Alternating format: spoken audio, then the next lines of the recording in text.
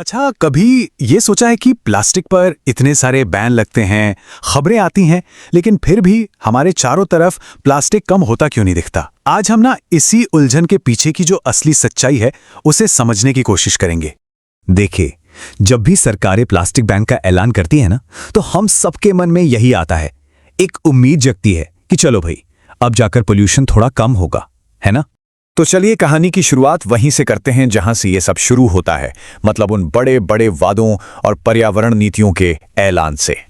हम सब ने ये देखा है ना? चाहे भारत हो या दुनिया का कोई और देश, जैसे ही प्लास्टिक बैन की घोषणा होती है, मीडिया में हेडलाइंस बन जाती हैं और माहौल कुछ ऐसा बनता है मानो प्रदूषण के खिलाफ कोई बहुत बड़ी जंग जीत ली गई हो। पर यहीं पर वो बड़ा सवाल खड़ा होता है, अगर वाकई इतने बैन लगे हैं तो जमीन पर हकीकत कुछ और ही क्यों नजर आती है? मतलब कागज पर बनी पॉलिसी और असल दुनिया में इतना बड़ा फासला आखिर है क्यों? ठीक है, तो अब जरा गहराई में उतरते हैं और देखते हैं कि इन बैन के लागू होने के बाद पर्दे के पीछे असल में होता क्या है। तो देखिए, सबसे पहली और सबसे बड़ी सच्चाई, ये बैन जितने बड़े सुनाई देते हैं ना, असल में उतने होते नहीं है। ये अक्सर प्रॉब्लम के एक बहुत ही छोटे से हिस्से पर निशाना साधते हैं, जैसे प्लास्टिक की थैलियां हो गई या फिर स्ट्रॉ।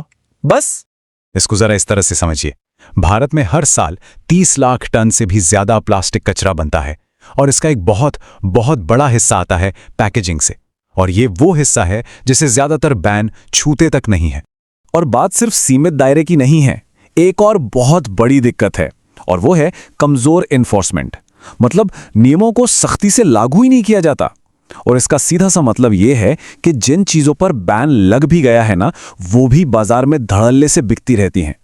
और यहीं पर एक और मतलब जड़ तक जाने वाली बात सामने आती है। देखिए, बैन तो सिर्फ चीजों पर रोक लगा देते हैं, लेकिन वो उस कचरे को संभालने के लिए जरूरी इंफ्रास्ट्रक्चर, यानी वो जो पूरा बुनियादी ढांचा चाहिए, वो तैयार नहीं करते।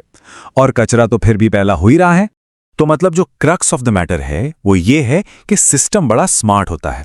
वो बैन से बचने के लिए फटाफट नए रास्ते निकाल लेता है, और कभी कभी तो इसके जो नतीजे होते हैं वो पहले से भी ज्यादा बुरे होते हैं। जैसे बैन हुई चीजों का एक पूरा ब्लैक मार्केट बन जाता है, या फिर ऐसे नए विकल्प आ जाते हैं जो पर्यावरण के लिए शायद और भी ज्यादा खतरनाक हो। तो फिर सवाल यही उठता है कि अगर सिर्फ बैन लगाना ही सॉल्यूशन नहीं है तो फिर है क्या? चलिए अब उन असली समाधानों की तरफ बढ़ते हैं जो सिर्फ बैन लगाने से कहीं आगे की बात करते हैं। देखिए, असरदार पॉलिसी की दुनिया में ना एक बहुत जरूरी कॉन्सेप्ट है EPR।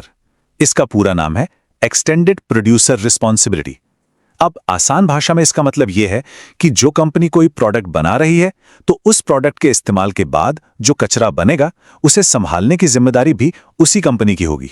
तो ये एक तरह से मल्टी प्रोंग्ड अप्रोच बन जाता है।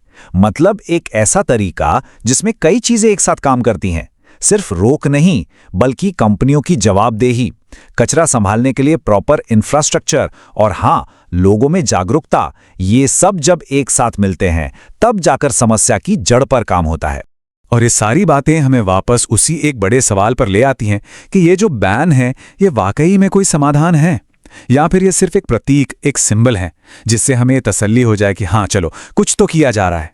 और जब हम जमीनी हकीकत के आंकड़ों पर नजर डालते हैं ना, तो एक काफी हैरान करने वाली तस्वीर सामने आती है। इतने सालों से बैन लग रहे हैं, लेकिन जिस पर्यावरण की समस्या को सुलझाने के लिए ये सब किया गया था, वो असल में और भी ज्यादा बिगड़ गई है। और यहीं से वो सबसे दमदार बात निकल कर आती है कि ये बैन अपने आप में कोई समाधान नहीं है।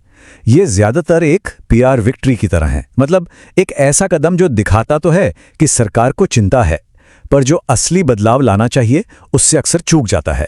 क्योंकि असली चुनौती बैन लगाने में नहीं है, असली चुनौती तो है हमारे इस्तेमाल करने के तौर तरीकों को बदलने में, वेस्ट मैनेजमेंट को सुधारने में और कंपनियों की जवाबदेही तय करने में।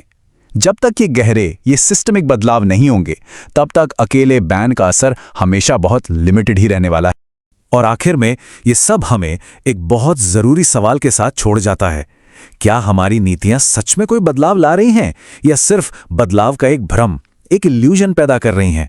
और सबसे जरूरी बात, हम असली और असरदार कार्रवाई की मांग कैसे कर सकते हैं?